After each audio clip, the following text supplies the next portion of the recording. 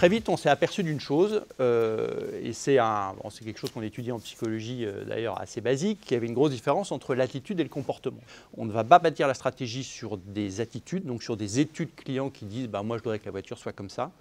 On va vraiment regarder ce qui se fait réellement, et je pense que des marques, notamment comme Decathlon, comme Apple évidemment, parce qu'on en parle souvent, se sont basées sur le comportement des clients.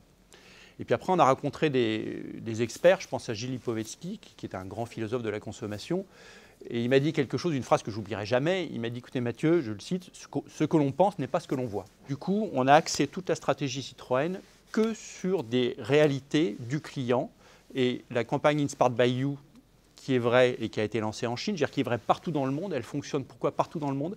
Parce qu'elle est basée là-dessus. On essaye de ne pas être dans l'incantation quant à l'innovation, mais plutôt dans la réalisation. Mais cette innovation, elle est effectivement dans la relation que j'ai avec le client et la cliente. La mobilité, ça est devenu une condition de l'existence. Mais qui dit mobilité, dit assez légèreté quand même. L'inconvénient de l'industrie automobile, c'est que c'est une industrie lourde. Donc, il y a une vraie complémentarité avec ces startups.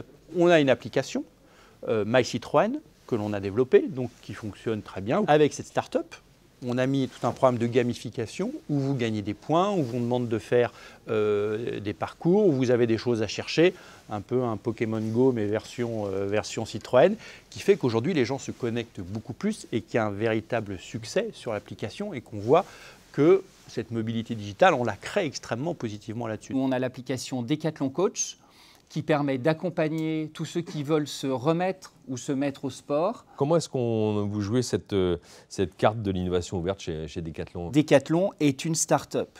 Et donc, on veut vraiment rester dans cet état d'esprit de se dire, on est un challenger, on est dans la co-conception aujourd'hui le plus possible.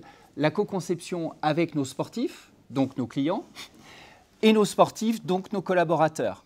On a donc créé un espace, n'importe qui peut y rentrer et déposer, ce n'est pas un post-it, c'est une carte de visite, mais un petit post-it en disant « j'ai une idée, est-ce que cette idée peut être réalisable ?» L'espace live qui est physique a une duplication digitale. Il faut qu'il y ait une fluidité et une transversalité qui se fassent.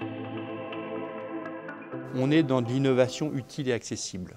Donc ce qui intéresse les gens dans cette nouvelle consommation, c'est que ce soit une consommation beaucoup plus pragmatique et beaucoup plus efficace et qui réponde à leurs besoins.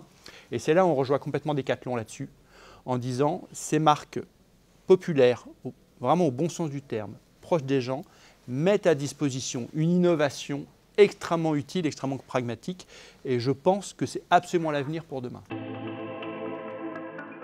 La relation entre l'entreprise et le client s'est inversée. C'est le client qui a la main, hein, on est vraiment là-dedans. Donc il faut l'écouter, lui donner des médias et des moyens de rentrer en relation avec vous. Et nous, chez AppSmile, on n'a qu'un seul but finalement, c'est d'animer cette relation-là. Ce qu'on permet en fait, c'est d'essayer avant d'acheter. Aujourd'hui, on a une communauté de consommateurs passionnés qui en sont au stade où ils prennent du temps pour faire découvrir le produit qu'eux possèdent et utilisent au quotidien à des gens qui sont dans une phase d'achat. Merci beaucoup.